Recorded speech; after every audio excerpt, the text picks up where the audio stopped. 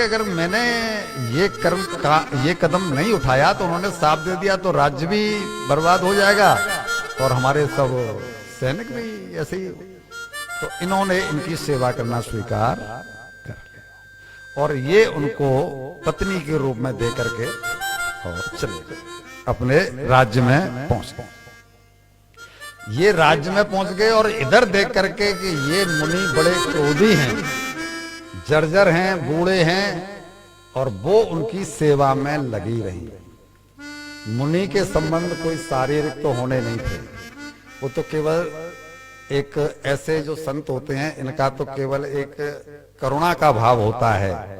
हम आगे आपको सुनाने जा रहे हैं कि इन्होंने अपने योगबल से क्या कर लिया कि इन्होंने जो है वो उनको पत्नी रूप में स्वीकार किया और फिर भजन में चले गए। अब ये बहुत दिनों तक भजन चलता रहा इनका और वो इनकी सेवा करते रहे। संयोग से एक बार वहां अश्विनी कुमार, जो दोनों देव हैं ना, अश्विनी कुमार दो भाई हैं, ये डॉक्टर्स हैं, मतलब वैद्य हैं, ये देवताओं के। अश्विनी कुमार ये वैद्य हैं, इसलिए इनको यज्ञ में भाग नहीं दिया जाता। बोला आपकी पोजीशन अलग है, आप देवताओं के डॉक्टर हैं, सेवक हैं, आप देवताओं के सेवक हैं, आप देवता, हम आपको भाग नहीं देंगे। तो इनको ये बात पता थी च्यवन ऋषि को कि इनको ये भाग देवता नहीं देते हैं, जबकि हैं देवता ही। आपको महाभारत अगर आपने पढ़ी है तो जो कुंती से 3 पुत्र पैदा हुए वे तीनों देवता हैं, माद्री से 2 पुत्र पैदा हुए वो ये अश्विनी कुमार के ही हैं। वो जो अश्विनी कुमार से दोनों भाइयों से 2 पुत्र पैदा हुए, तो वहां पर ये वर्णन आता है कि वो 5 देव पुत्र हैं। तो फिर ये देव हुए कि नहीं हुए? ठीक है। लेकिन जैसे कि कई जातियों में ऐसा होता है, तू 10सा है, तू 20सा है वाला चक्कर जो होता है, नहीं होता है 10सा 20सा, ये सारा मेरा समझ गए होंगे ना। तो ऐसा ही कुछ वहां रहा होगा, तो उन्होंने इनको भाग नहीं देते थे। तो जब अश्विनी कुमार आए तो इन्होंने च्यवन मुनि ने उनसे कहा कि देखो हम आपसे एक व्यवहार करना चाहते हैं। क्या? हम जानते हैं कि आपको देवता लोग यज्ञ में भाग नहीं देते। बोल हाँ ये सत्य है। तो आप ऐसा करो कि आप मुझे युवा कर दो, क्योंकि आप देवताओं के वैद्य, आप कर सकते हैं। मैं युवा हो जाऊं क्योंकि मेरी पत्नी युवा है, मैं सुंदर हो जाऊं क्योंकि मेरी पत्नी राजकुमारी है। ये काम आप कर दो और आपको यज्ञ में भाग। अश्विनी कुमारों को लगा के सौदा टक्कर का है, बराबर का। उन्होंने कहा जी ठीक। तो बोला आप इस कुंड में आइए। एक कुंड था वहां पर, कुंड में लेकर के वो च्यवन ऋषि को अंदर प्रवेश कर गए। जब कुंड में ये प्रवेश कर गए तो तीनों जब निकले तो तीनों एक समान, यानी अश्विनी कुमार और च्यवन ऋषि में कोई अंतर नहीं। ये भारत की नारी, भारतीय नारी, जिसका कि शील सारे संसार में प्रसिद्ध है। जब वो तीनों बाहर निकले तो ये सुकन्या बोली कि देव, मैं आप तीनों में से अपने पति को नहीं पहचान पा रही हूं, पहचान भी नहीं पाऊंगी।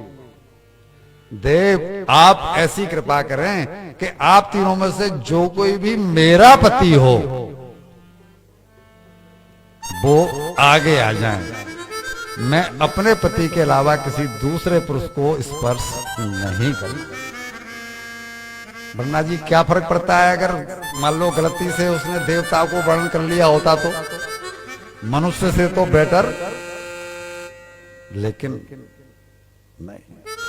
और उनके इसी सील पर ये है धरती पर रहने वाली एक नारी का स्वभाव। हमारे देवताओं में क्या है, वहां कोई इस तरह का चक्कर है? सब भोगवाद, सब भोग भोग भोग भोग भोग, कुछ है ही नहीं। और इस बात पर वो प्रसन्न हो गए। उन्होंने बाहर निकाला इनको, और बाहर निकाल करके इनकी आंखें भी वापस आई, उनको आगे कर दिया, और वो युवा भी हो गए, सुंदर भी हो गए। और जब ये सब कुछ हो गया तो इनके ससुर यानी राजा ययाति ने आकर के वहां पर एक यज्ञ किया। उस यज्ञ में इन्होंने उनको भाग दिया, च्यवन ऋषि ने, इस यज्ञ में आपको भाग दिया जा रहा है। इससे इंद्रदेव कुपित हुए कि जब हमने मना कर रखा है तो आप कौन होते हैं भाग देने वाले। तो ये भारत का ऋषि है, जो चाहे कर सकता है, तुमको साफ भी दे सकता है भारत का ऋषि। और जैसे ही उन्होंने अपना वज्र उठाया, जिस वज्र से बत्रासुर को मारा था, वो वज्र उठाया च्यवन ऋषि को मारने के लिए, तो उनका हाथ इन्होंने अपने बल से स्तंभित कर दिया। यानी इंद्र का हाथ न ऊपर हो न नीचे हो, वज्र उनके हाथ की हाथ में रह गया। और इंद्र को इनसे माफी मांगनी पड़ी, और माफी मांगने कह दिया कि हम स्वीकार करते हैं कि आगे से भाग हम इन दोनों भाइयों को सोम भाग जो है ना वो प्रदान करेंगे। सोम मीन्स वो सोम शराब नहीं होती, सोम रस जो है ना वो उनकी शराब नहीं है, कहीं कहीं ग्रंथों में मिलता है, पर वो सोम एक पेय है, जैसे हम शरबत को मानते हैं ना, ऐसा वो है। वो शरबत से ही वो भाग मान लिया जाता है। वो इनको देना स्वीकार कर गया, तब ये जाकर के पहुंचे। बोलिए श्री बांके बिहारी लाल की जय। कि जहां विराजे राधा रानी, जहां विराजे राधा रानी, हो अलबेली सरकार सवरिया, ले चल पलली सवरिया, ले चल पलली सवरिया, ले चल पलली पार सवरिया, ले चल पलली पार। जहाँ विराजे राधा रानी, जहाँ विराजे राधा रानी, जहाँ विराजे राधा रानी, जहाँ विराजे राधा रानी, प्यारी अलबेली सरकार सवरिया, चल पलली बात सवरिया, चल पलली आगे सवरिया, चल पलली बात।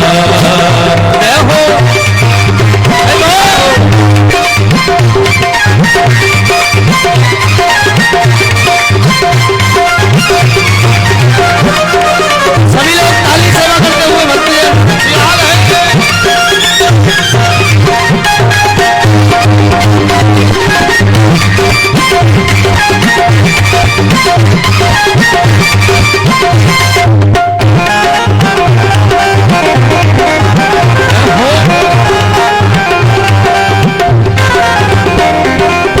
गुण अब गुण सब तेरे अर्पण, गुण अब गुण सब तेरे अर्पण, पाप पुण्य सब तेरे अर्पण, पाप पुण्य सब तेरे अर्पण, और ये जीवन भी तेरे अर्पण, ये जीवन भी तेरे अर्पण, ओ बुद्धि सहित मन तेरे अर्पण, बुद्धि सहित मन तेरे अर्पण। अरे मैं तेरे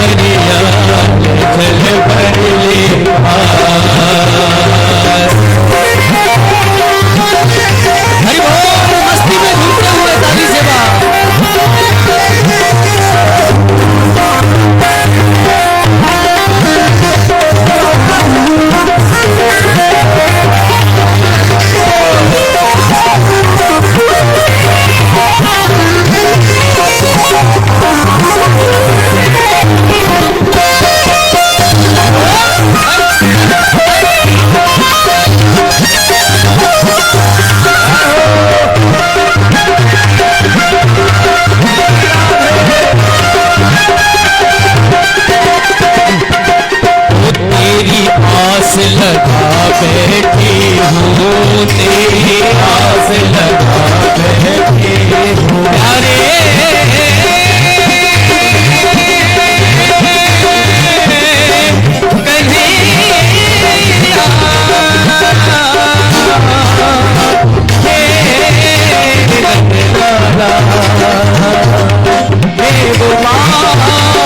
तेरी किस सावन ना पिया घर आए।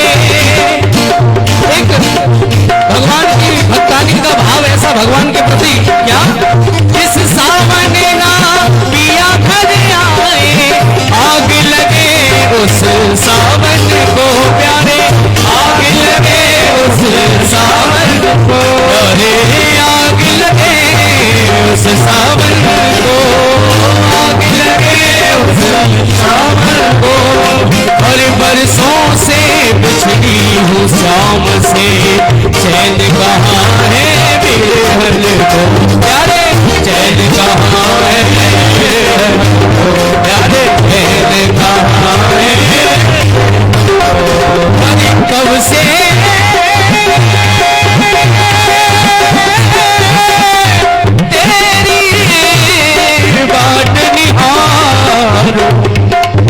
तब से तेरी बात निहारूं हर कैसे अपने दिल को मारूं हर मीरा के हर कब्रे मिलोगे ढेर भई तेरे आवन को प्यारे ढेर भई तेरे आवन को हर तेरी आस लगा बैठी हो तेरी आस लगा बैठी हो लज्जाशील गवा बैठी हो लज्जाशील गवा बैठी हो सावरिया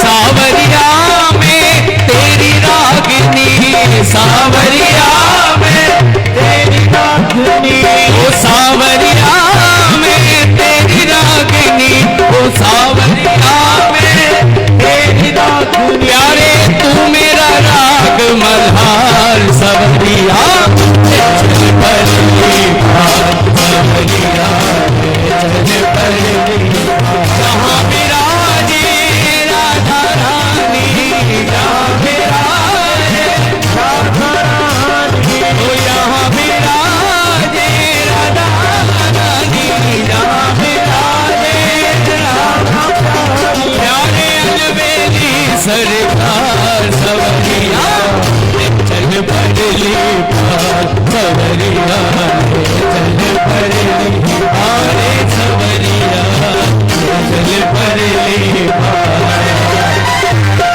मस्ती में झूमते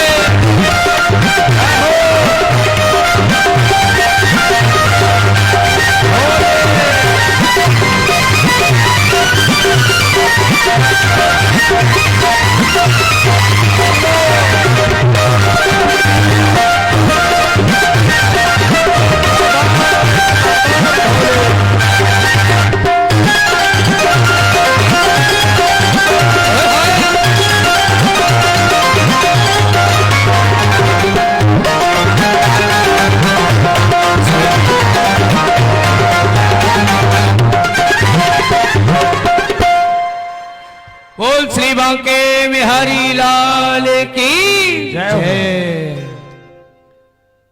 इन्हीं के सत्यव्रत जो मनु हुए जिनकी अभी हमने आपको प्रसंग सुनाया मत्स्य अवतार में, उन्हीं के वंश में हुए ये ययाति महाराज और उन्हीं के वंश में आगे जाकर के हुए हैं राजा नभग। नभग ये नवे पुत्र हैं उनके। इन नभग के पुत्र का नाम है नाभाग।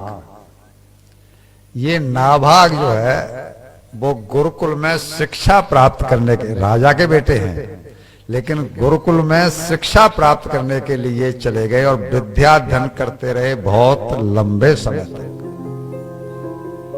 हुआ ये कि जब ये चले गए तो इनके बड़े भाइयों ने आपस में राजा को तो रिटायर किया और उनकी सारी संपत्ति को आपस में ही बांट लिया। जब ये नाभाग लौट करके आए तो इन्होंने पूछा भाई कि आप सबने ले लिया तो मेरे हिस्से में क्या है? अब मैं पढ़ाई अपनी पूरी कर चुका हूं, मैं अपना गृहस्थ जीवन शुरू करूंगा, मेरे हिस्से में क्या आया?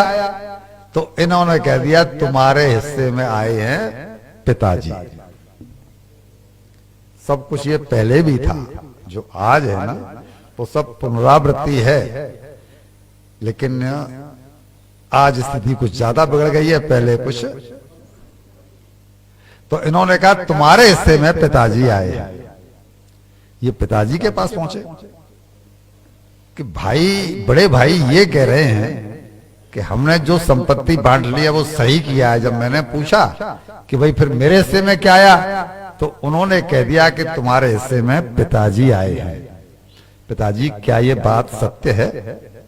तो उन्होंने कहा कि हाँ बेटा यही सत्य है, लेकिन तुम इसका बुरा मत मानो। क्यों? संतोषी सदा सुखी। भगवत कृपा तुम्हारे ऊपर है, जो तुम्हारे भाइयों ने ऐसा तुम्हें कह दिया। क्योंकि जब कभी भी किसी के साथ अन्याय होता है, अगर वो संतोषी है तो उसे ये मान लेना चाहिए कि मुझे इससे कुछ अधिक ही मिलने वाला होगा, इसलिए इन लोगों ने मेरे साथ ऐसा किया है। बेटा ईश्वर जो करता है वो अच्छे के लिए ही करता है। और बेटा ये जो धन संपत्ति है ना, ये बंटवारों से नहीं मिलती, ये अपने पूर्व प्रारब्ध से मिलती है।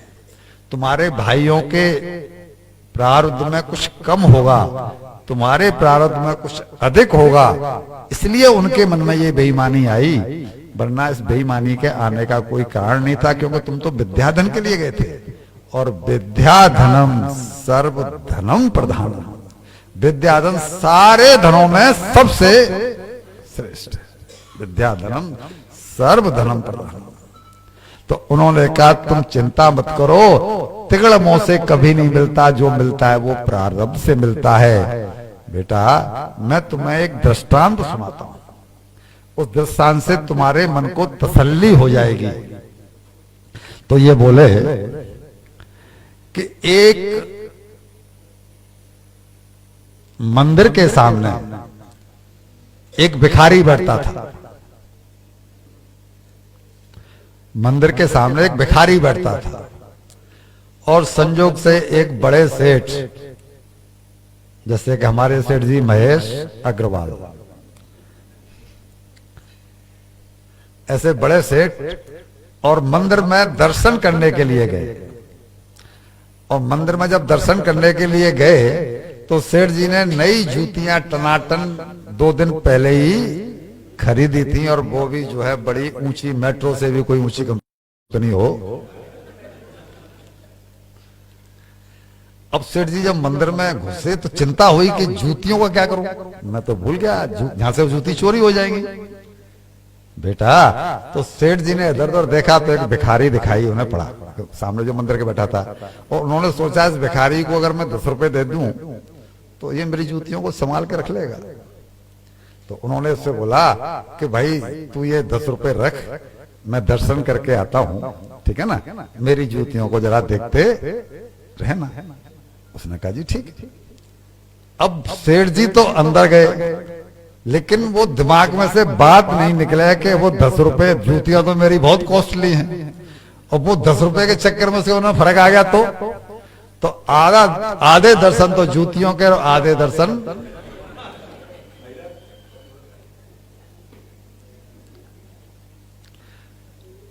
अब सेठ जी का मन तो घबराया हुआ था। इन्होंने दर्शन जैसे तैसे कर लिए और मंदिर में ये संकल्प लिया कि अगर वो भिखारी मुझे मिल गया, वो भिखारी मुझे मिल गया, उसके मन में खोट नहीं आया हो, तो मैं जाकर के उसे 100 रुपए दूंगा। 10 रुपए नहीं, 10 रुपए वो तो दे ही दिए, मैं उसको 100 रुपए दूंगा। हे ठाकुर वो भिखारी मुझे वहां पर मिल। लेकिन सेठ जी जब बाहर आए तो वो भिखारी, अब बड़े आदमी हैं, सेठ हैं, तो बोला नंगे पर कैसे जाए? तो वो एक दुकान पे गए, भाई यहाँ कोई जूते वाले की दुकान है? बोला हाँ जी, वहां उस गली में है। तो उस गली में गए तो देखा तो जूती मेरी, उनकी जूती वहां पर, जूती वहां रखी हुई। तो उससे बोले कि भाई ये जूती तो मेरी है।